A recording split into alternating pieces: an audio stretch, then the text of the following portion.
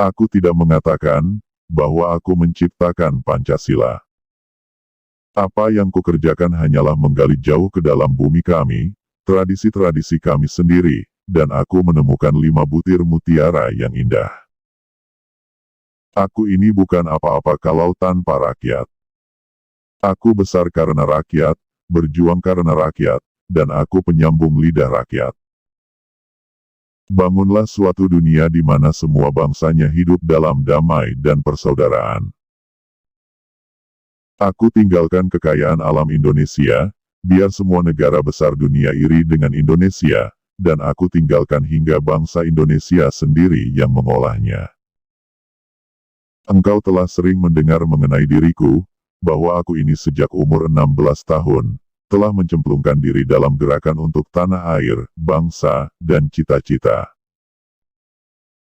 Dua sifat yang berlawanan, aku bisa lunak dan aku bisa cerewet. Aku bisa keras dan laksana baja dan aku bisa lembut berirama. Tulislah tentang aku dengan tinta hitam atau tinta putihmu. Biarlah sejarah membaca dan menjawabnya.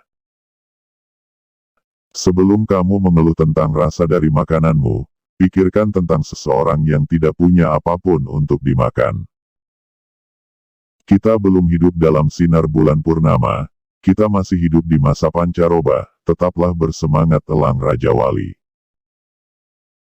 Sebelum Anda mengeluh tidak punya apa-apa, pikirkan tentang seseorang yang meminta-minta di jalanan.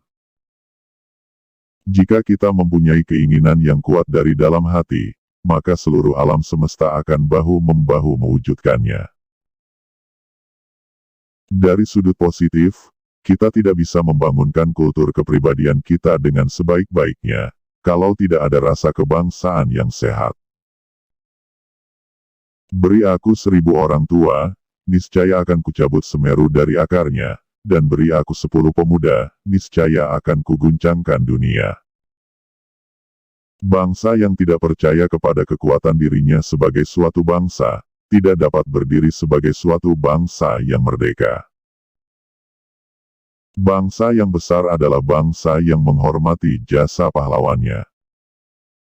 Negara ini, Republik Indonesia bukan milik kelompok manapun, juga agama, atau kelompok etnis manapun, atau kelompok dengan adat dan tradisi apapun, tapi milik kita semua dari Sabang sampai Merauke. Perjuanganku lebih mudah karena mengusir penjajah, tapi perjuanganmu akan lebih sulit, karena melawan bangsamu sendiri.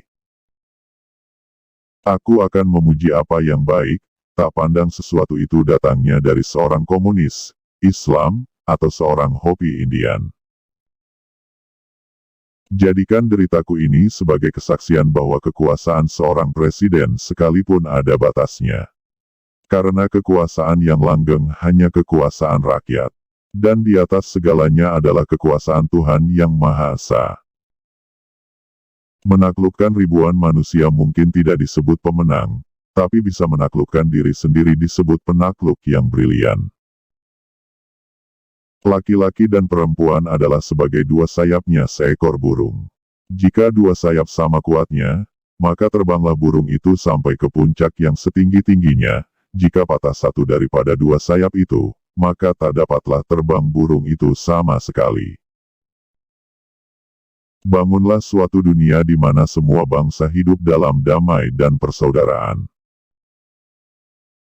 Kalau pemuda sudah berumur 21-22 tahun sama sekali tidak berjuang, tak bercita-cita, tak bergiat untuk tanah air dan bangsa, pemuda begini baiknya digunduli saja kepalanya. Hanya bangsa yang berani mengambil nasib dalam tangan sendiri, akan dapat berdiri dengan kuat. Bebek berjalan berbondong-bondong, akan tetapi burung elang terbang sendirian. Nasionalisme tidak bisa berbunga jika tidak tumbuh di taman internasionalisme. Tidak ada satu negara yang benar-benar hidup jika tidak ada seperti kuali yang mendidih dan terbakar. Dan jika tidak ada benturan keyakinan di dalamnya. Terima kasih sudah menonton. Jika kalian suka, silahkan komen di bawah ini, dan jangan lupa tekan tombol subscribe.